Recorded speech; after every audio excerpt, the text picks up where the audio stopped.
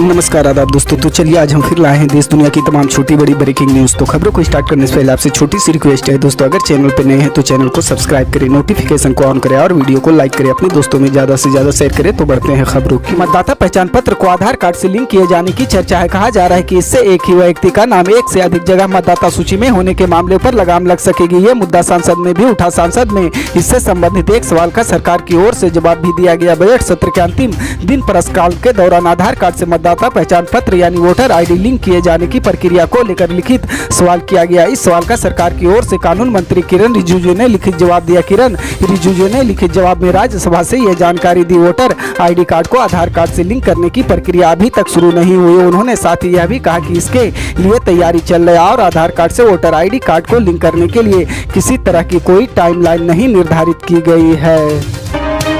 देश के अलग अलग राज्यों में गुरुवार को हनुमान जयंती मनाई जा रही है। सोशल मीडिया से लेकर मंदिरों और अलग अलग जगहों पर बड़े कार्यक्रम हो रहे हैं। एक तरह से हनुमान जी को अपना प्रेरणा स्रोत बताते हुए उनके न सिर्फ पूजा अर्चना कर रहे हैं बल्कि मंदिरों में सुंदरकांड और हनुमान चालीसा भी पढ़ी जा रही है। हनुमान जयंती पर इन आयोजनों के बीच सियासी अखाड़े भी हनुमान जी के नाम की जोर आजमाइश चल रही है। भाजपा जहाँ हनुमान जी की अलौकिक शक्तियों के साथ उनकी खासियतों से अपनी पार्टी को जोड़ रहे, वहीं कांग्रेस भी सोशल मीडिया पर हनुमान भक्ति में लीन दिखी। भाजपा के स्थापना दिवस पर प्रधानमंत्री मोदी ने जहां हनुमान जी को हनुमान दादा कहकर संबोधित किया, वहीं कांग्रेस नेता राहुल गांधी ने हनुमान जी की गदा का फोटो लगाकर अपनी आस्था और गदा के संकेतित अर्थ भी साझा किए।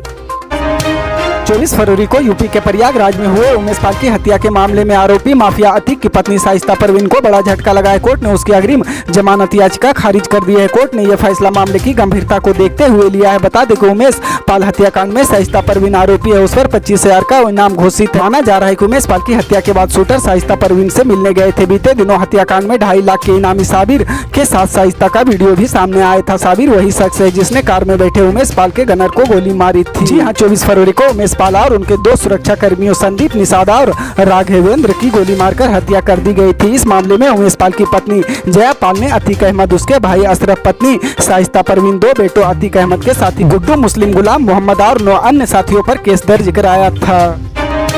शिवसेना के राज्यसभा सांसद संजय राउत ने गुरुवार को महाराष्ट्र सरकार पर हमला किया और दावा किया कि राज्य को उस अंडरवर्ल्ड की तरह चलाया जा रहा है जो कभी मुंबई में संचालित होता था। पूर्व मुख्यमंत्री उद्धव ठाकरे के प्रमुख सहयोगी राउत ने यहां संवाददाताओं से कहा कि अपराधियों और भ्रष्टाचारियों को संरक्षण दिया जा रहा है और मुख्यमंत्री व उप मुख्यमंत्री अपना गिरोह चला रहे हैं। राउत ने आरोप लगाया कि यह कोई सरकार नहीं है, राज्य को अंडरवर्ल्ड की तरह चलाया जा रहा है जो ठाणे और मुंबई की जेब से संचालित होता है। मुख्यमंत्री और उप मुख्यमंत्री अपना गिरोह चला रहे हैं। सुप्रीम कोर्ट द्वारा गुरुवार को 14 राजनीतिक दलों द्वारा विरोधियों के खिलाफ केंद्रीय एजेंसियों के मनमाने इस्तेमाल का आरोप लगाने से इनकार करने पर राउत ने कहा कि शीर्ष अदालत के आदेश के बाद भारतीय जनता पार्टी जिस तरह से जश्न मना रही वह उनकी खुशी को दर्शाता है।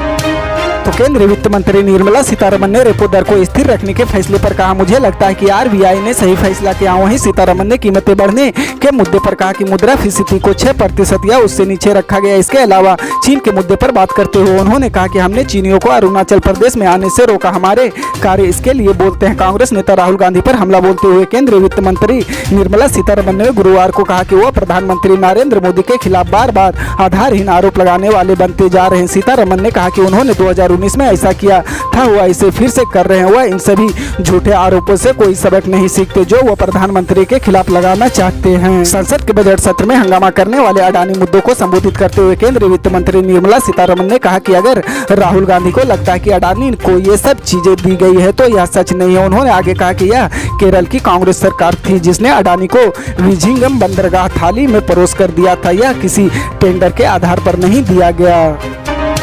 देश में कोरोना वायरस की स्पीड तेजी के साथ बढ़ रही है। बीते दिनों में ही कोरोना के नए मामलों में करीब 80% की बढ़ोतरी हुई। इस दौरान 250 से ज्यादा केस बढ़े हैं। कोरोना के बढ़ते मामलों को देखते हुए केंद्र सरकार अलर्ट हो गई है। केंद्र स्वास्थ्य मंत्री मनसुख मांडविया ने एक बैठक बुलाई। स्वास्थ्य मंत्री मनसुख मांडविया शुक्रवार को सभी राज्यों के स्वास्थ्य मंत्रियों के साथ बैठक करेंगे। यह बैठक वीडियो कॉन्फ्रेंसिंग के जरिए होगी। बैठक में अलग अलग राज्यों में कोरोना को लेकर स्थिति की समीक्षा की जाएगी।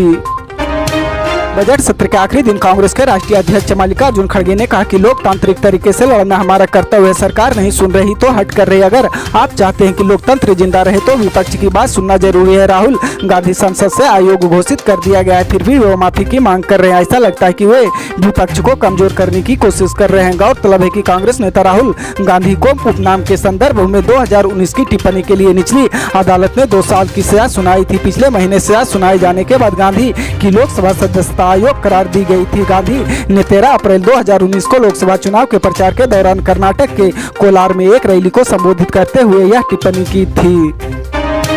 गुजरात चुनाव के बाद आम आदमी पार्टी ने दावा किया था कि वे राष्ट्रीय पार्टी बन गई है, लेकिन अभी तक चुनाव आयोग की तरफ से यह दर्जा नहीं दिया गया। इस देरी की वजह से पार्टी नाराज है और उसने कर्नाटक हाईकोर्ट का रुख किया। आप कर्नाटक के संयोजक पृथ्वी रेड्डी की तरफ से कर्नाटक हाईकोर्ट में याचिका दाखिल की गई है। याचिका में कहा गया है कि आम आदमी पार्टी राष्ट्रीय पार्टी बनने की सभी शर्तें पूरी करती है, लेकिन इसके बावजूद दर्जा मिलने में देरी हो रही। इस तर्क को सुनने के बाद कोर्ट चुनाव आयोग ने 13 अप्रैल तक वक्त दिया है। कहा गया है कि तब तक यह फैसला कर लिया जाए कि आप राष्ट्रीय पार्टी बनती है या नहीं। यहाँ यह समझना जरूरी है कि किसी भी पार्टी को अगर देश में 4 से ज्यादा राज्यों में 6% से ज्यादा वोट मिलता है तो उसे राष्ट्रीय पार्टी मान लिया जाता है। इसी तर्क के साथ आम आदमी पार्टी द्वारा भी कोर्ट में याचिका दायर की गई है।